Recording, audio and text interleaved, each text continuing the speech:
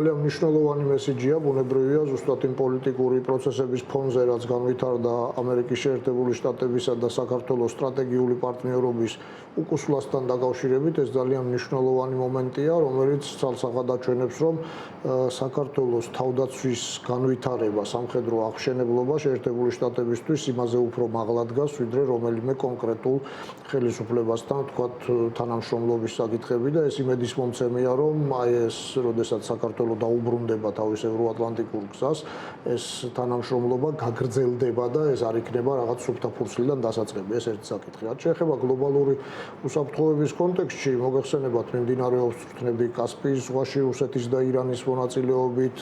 სამხრეთ კავკასიისკენ ეს გეოპოლიტიკური სიმძიმის ცენტრი ინაცვლებს და ამ შემთხვევაში შეერთებული შტატები და მოკავშირეები, ალიანსის წევრები, როგორც ჩანს, ცალსახად აცხადებენ, რომ სამხრეთ კავკასია მათი დაინტერესების სფეროა და ისინი სამხრეთ კავკასიაში აქტიურები იქნებიან, მიუხედავად იმისა, რომ ახლა მსოფლიოში თითქოს რაღაც იზოლაციონისტური პროცესები მიმდინარეობს.